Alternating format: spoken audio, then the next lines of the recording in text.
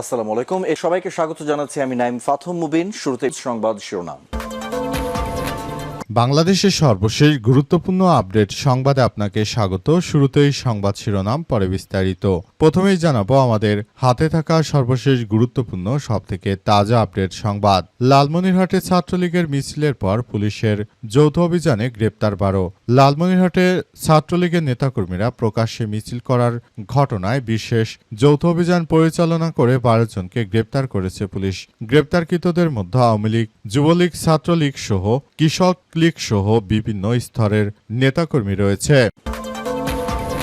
জানাবো ফজরের নামাজের সময় মসজিদে ঢুকে গুলি, একজন নিহত, আরেকজনের অবস্থা গুরুতর। খুলনার ফজরের নামাজের সময় মসজিদের ভেতরে ঢুকে 2 মুসল্লিকে গুলি করেছে দুর্বৃত্তরা। এদের মধ্যে গুরুতর আশঙ্কাজনক অবস্থায় একজনকে ঢাকা মেডিকেল কলেজ হাসপাতাল এবং আরেকজনকে খুলনা মেডিকেল হাসপাতালে চিকিৎসা দেওয়া হয়। এরপর ঢাকা মেডিকেল কলেজ হাসপাতালের ওই ব্যক্তি মারা গেছেন। এদিকে সাবেক আইজিপি বেনজিরকে দেশে এনে শাস্তি দেয়াই হবে প্রকৃত অর্জন বললেন জামাতের আমির। সাবেক আইজিপি বেনজির আহমেদের গ্রেপ্তারের বিষয়টিকে বাংলাদেশের পুলিশের নয় বরং আন্তর্জাতিক পুলিশ সংস্থা ইন্টারপোলের কৃতিত্ব বলে মন্তব্য করেছেন বাংলাদেশ জামাত ইসলামের আমির ডাক্তার শফিকুর রহমান। তিনি বলেন, বেনজিরকে দেশে ফিরে এনে আইনের আওতায় নেওয়া এবং তার উপযুক্ত শাস্তি নিশ্চিত করতে পারলেই সেটি প্রকৃত অক্ষে বাংলাদেশের জন্য একটি সুফল বয়ে আনবে, কারণ বেনজিরের মতো সন্ত্রাসীরাই সেদিন মানুষ হত্যা করেছিল। এরপর জানাবো বিএনপির এমপির গাড়িতে হামলা ভাঙচুর, 8 বছর পর নিষিদ্ধ ছাত্রলীগ নেতা গ্রেপ্তার। বগুড়া ধুনট উপজেলায় বিএনপির এমপির গাড়ি বহরে ককটেল হামলা ভাঙচুর ও অগ্নিসংযোগের ঘটনায় করা মামলায় সাকিব শাহরিয়ার খান বিজয় 30 নামের নিষিদ্ধ ঘোষিত ছাত্রলীগের এক নেতাকে গ্রেপ্তার করা হয়েছে। 2018 সালে এমন ঘটনা ঘটিয়েছিলেন তিনি বলে অভিযোগ পাওয়া গেছে। এবং সর্বশেষ জানাবো মার্কিন অবরোধ লঙ্ঘন সহ্য করা হবে না, ভারতকে কড়া হুঁশিয়ারি যুক্তরাষ্ট্রের। হরমুজ প্রণালী এবং ইরানি তেল পরিবহনকে কেন্দ্র করে ভারতকে কড়া বার্তা দিয়েছে মার্কিন পররাষ্ট্রমন্ত্রী মার্ক রুবিও। তিনি বলেছেন যে ভারতের হিন্দুত্ববাদীরা তারা ইরান থেকে তেল কেনার কারণে তাদেরকে ছাড় দেওয়া হবে না, তাদেরকে ব্যাপকভাবে আসলে কার্যক্রম চালিয়ে তাদেরকে একদম ধ্বংসস্তূপে পরিণত করা হবে। প্রিয় দর্শক, এতক্ষণ শুনছিলেন সংবাদ শিরোনাম, এবারে বিস্তারিত। তবে তার আগে বন্ধুরা অনুরোধ থাকবে এই সংবাদটিতে একটি লাইক দিন। এই চ্যানেলে আপনি নতুন হয়ে থাকলে আমাদের সংবাদটি দেখতে দেখতে চ্যানেলটি সাবস্ক্রাইব করে রাখুন। কমেন্ট করে বন্ধুরা আপনার মূল্যবান মতামত জানিয়ে দিন আপনি বিশ্বের কোন দেশ থেকে বা বাংলাদেশের কোন স্থান থেকে আমাদের সংবাদটি দেখছেন এবং শুনছেন। আর বন্ধুরা, সংবাদটি আপনার সোশ্যাল মিডিয়া ফেসবুকে শেয়ার করে বন্ধুদেরও দেখার সুযোগ করে দিন। আর বন্ধুরা, গাজা যুদ্ধে আপনি যদি নিরীহ ফিলিস্তিনিদের ভালোবেসে থাকেন, কমেন্টে ইয়েস লিখে পুরো বিশ্বকে আমাদের এই তাজা আপডেটটি দেখার সুযোগ করে দিন। এবারে বিস্তারিত। লালমনিরহাটে ছাত্রলীগের মিছিলের পর পুলিশের যৌথ অভিযানে গ্রেপ্তার 12। লালমনিরহাটে নিষিদ্ধ সংগঠন ছাত্রলীগের প্রকাশ্যে মিছিল করার ঘটনায় বিশেষ যৌথ অভিযান পরিচালনা করে 12 জনকে গ্রেপ্তার করেছে পুলিশ। গ্রেপ্তারকৃতদের মধ্যে আওয়ামী লীগ, যুবলীগ, ছাত্রলীগ, কৃষক লীগের নেতাকর্মীরা রয়েছে বলে সেখানে উল্লেখ করা হয়েছে।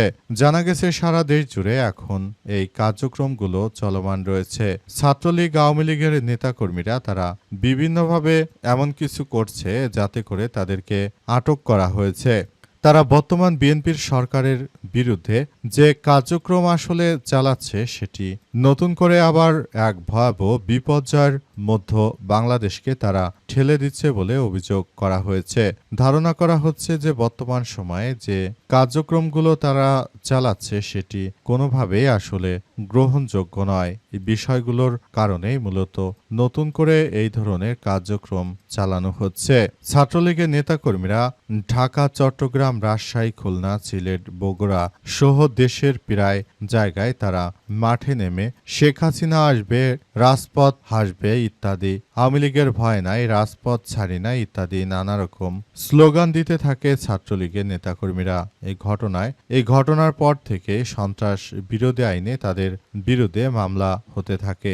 এরপরই তাদেরকে আটক করতে শুরু করেছে ডিএমপির সদস্যরা। ইতিমধ্যে বেশ কয়েকজনকে আরও বিভিন্ন জায়গা থেকে গ্রেপ্তার করা হয়েছে। এই ঘটনার পর এখন পরিস্থিতি সারা দেশ জুড়ে থমথমে অবস্থা বিরাজ করছে। ধারণা করা হচ্ছে যে এই কার্যক্রমগুলো সবার জন্য খুবই খারাপ কিছু বয়ে আনছে, তাই এদেরকে আটক করার সিদ্ধান্ত নিয়েছে সরকার। সাবেক আইজিপি বেনজিরকে দেশে এনে শাস্তি দেয়াই হবে প্রকৃত অর্জন, বললেন জামাতের আমির।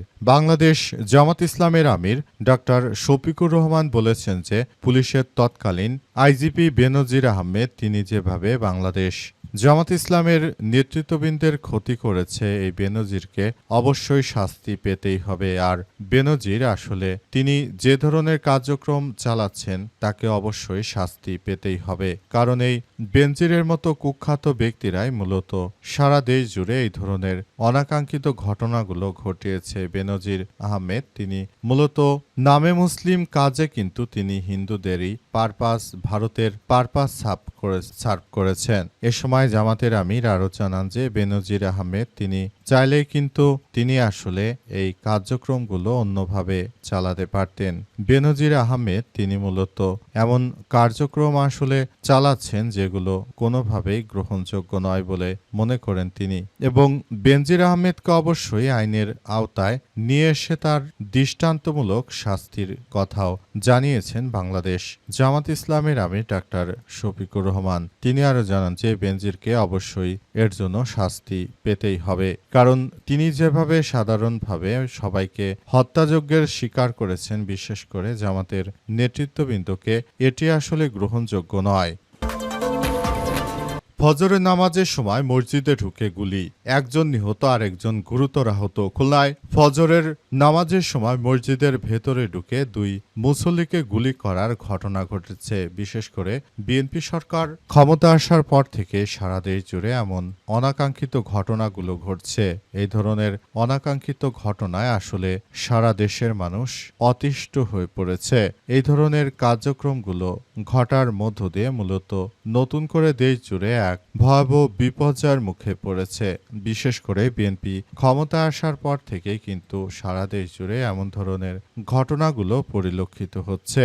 বাংলাদেশে এভাবে আসলে যে কার্যক্রমগুলো চলমান রয়েছে সেটি কোনোভাবে আসলে মেনে নেওয়া যায় না, কারণ মোট কথা বিএনপি ক্ষমতা আসার পরে সারা দেশ জুড়ে চুরি ডাকাতি ছিনতাই রাহাজানি এমন কোনো ঘটনা নেই যেটি আসলে না ঘটে। তাই নতুন করে আবার এক ভয়াবহ বিপর্যয়ের মুখে পড়ল দেশ। খুলনায় দিনে দুপুরে এভাবে মসজিদের ভেতরে ঢুকে গুলি করে হত্যার মতো ঘটনা অতীতে কবে সর্বশেষ ঘটেছে সেটি বলা দায়। বিএনপি ক্ষমতা আসার পরই আসলে সারা দেশ জুড়ে এই ঘটনাগুলো ঘটছে এবং নতুন করে এক ভয়াবহ বিপর্যয়ের মুখে পড়তে চলেছে দেশ।